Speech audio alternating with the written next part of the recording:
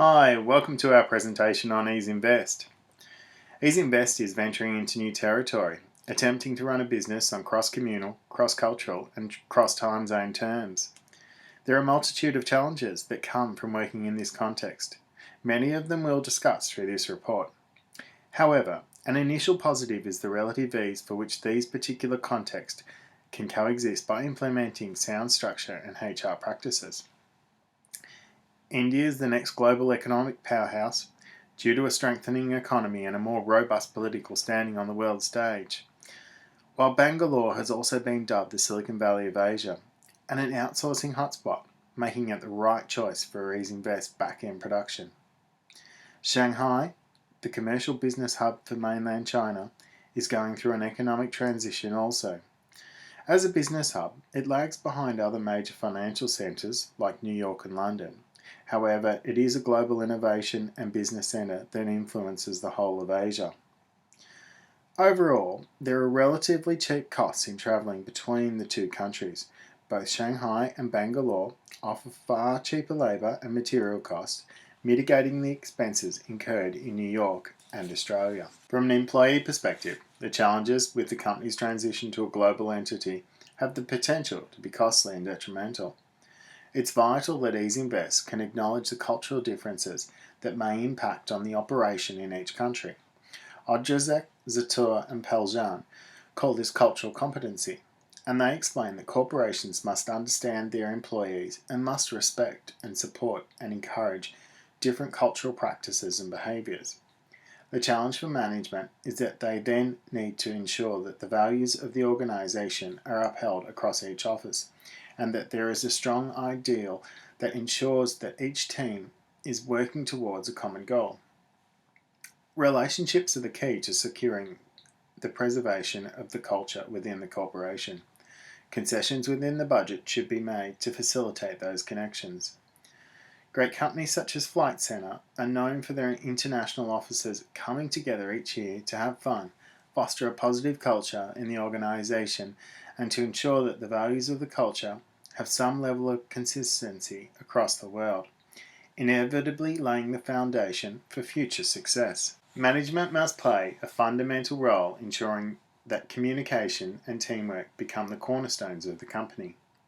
Mayer explains that every single employee must be given a voice. They don't necessarily need to be vocal, but must feel as though they have the opportunity to express themselves and to give input in how the business is run, resulting in increased employee engagement and a stronger sense of ownership, and increased motivation, providing a better understanding of their place in the global business. Communication will be different for each context. However, if management can facilitate a platform for communication and engagement that is sensitive to differences, then relationships throughout the company will be improved and there will be a stronger sense of unity among staff. This slide shows some specific elements of communication that can be incorporated to ensure that the differences can be encouraged while ensuring that everyone is supported to speak out. Since the early 1980s, vision statements have formed a critical component of the business leadership strategy. The vision statement should reflect the wider company goals and aspirations for the company. Nana stated, "Vision is a realistic, credible, attractive future, an articulation towards which you should aim, that in important ways are better, more successful, and more desirable than the present." Nanas's view highlighted the need for the vision statement to act as the North Star, ensuring that companies navigate to a prosperous future. The current vision statement only seems to address the short-term goals of the company founders. As it states, to increase growth in order to launch an IPO or be acquired after 3 years, thereby indicating that financial gain is the motivational driver. Now, while IPOs are often used to increase capital, acquisition provides a way out for the owners and an uncertain future for the company. Large organisations such as GE, Citibank, Dow Chemical and Shell have used the matrix structure for many years to better map out their organisations, allowing company heads, groups and teams to make sound business decisions promptly. The structures are not always a success and need to be carefully mapped out and uniquely developed for particular applications in the organisation. To ensure EasyInvest succeeds in the global workplace, HR recommends that proposed matrix structure be adopted as soon as possible to allow divisional heads to work with each other in an open problem-solving environment. It's important to get the structure right so that everyone understands who's responsible for what and to whom. It's the unofficial relationships which make the company great and should be encouraged. People work with each other, not for each other, even though lines say that. Organisations are made up of coalitions. Being able to identify coalitions forming is essential to understanding organisational politics. In this case, a few coalition or subcultural groups are likely to form as the organisation transitions to a global entity. For example, new recruitment in Shanghai could be a Chinese coalition, and the same could be said for India. The HR department should invest time and effort in training new staff to make sure they are well informed and understand company policy.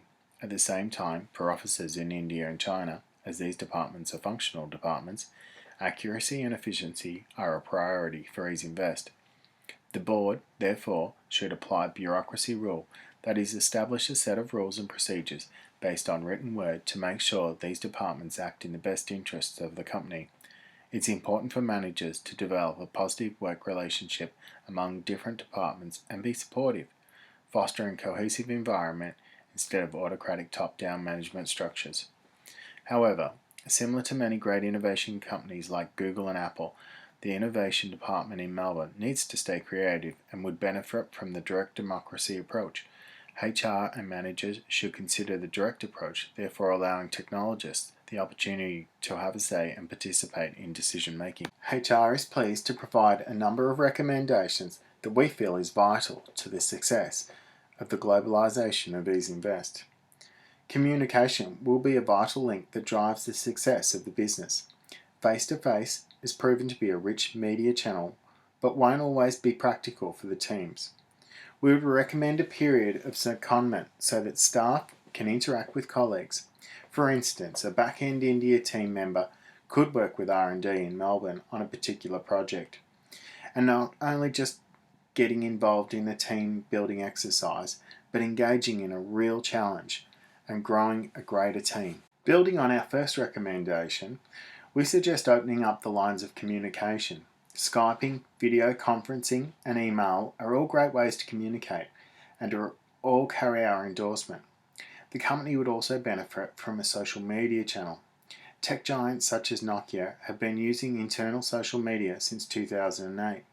A blog post, for instance, would allow employees to communicate through cross-channels, learning about each other within the organisation, while management can tap down and monitor employee issues. Our third recommendation would be that the CEO change the vision statement to align more with the company's tech goals and allowing greater buy-in from employees across all the departments. This would avoid employee stress issues related to the uncertainty around the company's future. Organisational change can be a stressful time for employees and is known to lower self-esteem, reducing productivity and increasing management costs, something that should be avoided at all costs. Our fourth recommendation, map out the business structure and the strategy for the transition so that everyone is clear on the lines of communication and what their part in the change will be. Let's put the people first and continually communicate the plan. Our fifth and final recommendation would be to look at acquisition, to look at acquiring small businesses already operating in India and China. With an end goal of being operational within 12 months, we view acquisition as a real option and a way to circumvent the team development phases of forming, storming, norming and performing. Such a team would already have a track record, be well connected and offer high levels of team cohesion, characteristics that could take years to form in the startup phase. Acquisition could short-circuit such a process.